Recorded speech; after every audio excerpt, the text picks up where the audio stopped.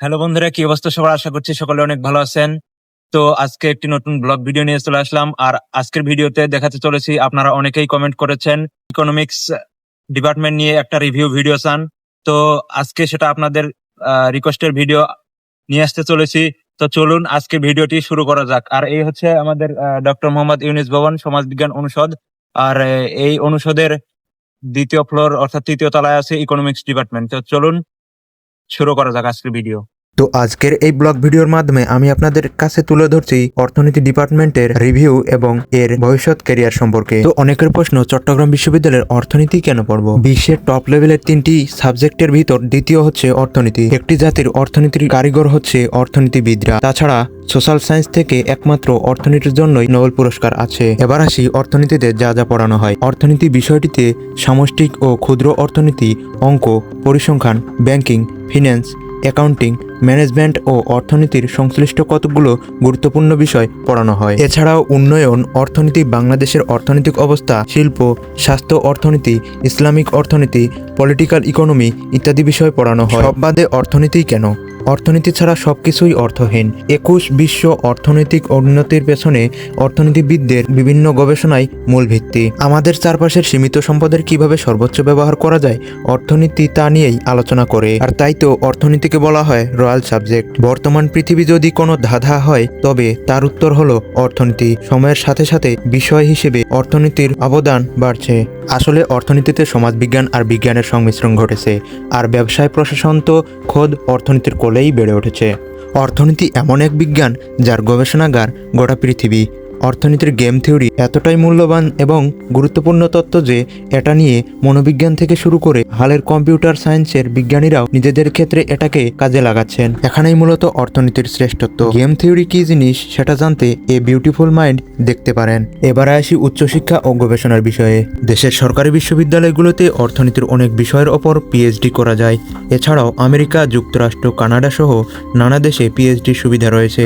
বিশ্বব্যাংক, আইএমএফ, আন্তর্জাতিক শ্রম সংস্থা আইএলও, এশিয়ান উন্নয়ন ব্যাংক, আংকটাড, আইডিএ এসব আন্তর্জাতিক অর্থনীতির সংস্থাগুলো সরাসরি অর্থনীতিবিদদের দখলে। এসব প্রতিষ্ঠানে প্ল্যানিং ডিভিশন সহ বিভিন্ন পজিশন শুধু গবেষণা প্রতিষ্ঠানগুলোর মধ্যে Ford Foundation, Bill Gates, Melinda, Packard Foundation, ICDDRB, মন বসু, জেএসপিএসএ 80 থেকে 90% রিসার্চার অর্থনীতি ব্যাকগ্রাউন্ডের। আর আন্তর্জাতিক প্রতিষ্ঠানে কাজ করতে হলে অবশ্যই ভালো মানের অর্থনীতিবিদ হতেই হবে। তো এবারে আসি ক্যারিয়ার নিয়ে। অর্থনীতির ক্যারিয়ার কি, সে প্রশ্নটা না হয় ভবিষ্যতের জন্যই তোলা থাক। কি আছে ছবির অর্থনীতি ডিপার্টমেন্টে?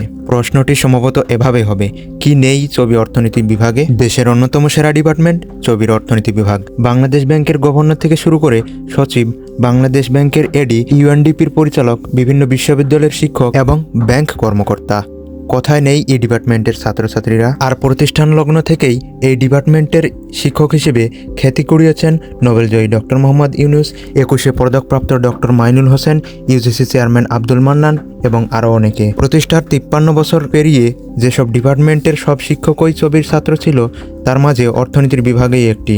এই ডিপার্টমেন্টের সব টিচাররাই একসময় এই বিভাগের গর্বিত ছাত্র ছিল। তো এবার আসি সিট সংখ্যা। চট্টগ্রাম বিশ্ববিদ্যালয়ে অর্থনীতি বিভাগের সিট সংখ্যা সায়েন্সে 66টি, মানবিকে 40টি এবং কমার্সে 26টি। তো এতক্ষণ তো গেল অর্থনীতির ভালো দিকগুলি। এবার একটি খারাপ দিকগুলোতেও আসা যাক। অর্থনীতি এমন একটি সাবজেক্ট যেখানে প্রচুর প্যারা, পড়াশোনা তো করতেই হবে। প্রায় 70-80% হায়ার ম্যাথস টার্ম আর গ্রাফ দিয়ে ভর্তি।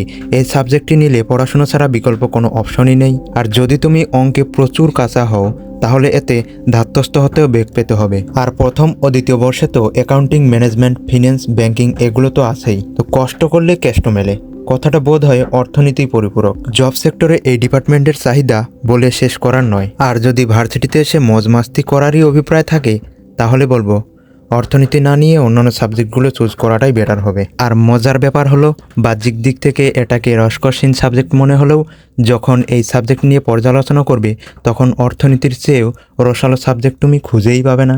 তো এই ছিল অর্থনীতি ডিপার্টমেন্টের রিভিউ। সব মিলিয়ে রয়্যাল এই ডিপার্টমেন্টের নবীনদের অগ্রিম অভিনন্দন। তো বন্ধুরা, এই ছিল আজকের ভিডিওটি। আশা করি ভিডিওটি আপনাদের ভালো লেগেছে, আর যদি ভালো লেগে থাকে অবশ্যই ভিডিওটি লাইক করে দিন, এবং নেক্সট টাইম কেমন ভিডিও দেখতে চান অবশ্যই তাও কমেন্ট করে জানান, এবং ভিডিওটি কেমন লাগলো তাও কমেন্ট করে জানাবেন। এবং যারা ফেসবুক থেকে দেখতেছেন অবশ্যই পেজটি ফলো করবেন, এবং ইউটিউব থেকে দেখে থাকলে চ্যানেলটি সাবস্ক্রাইব করে রাখবেন। তো দেখা হচ্ছে নতুন কোনো ভিডিওতে, ততক্ষণ পর্যন্ত বাই।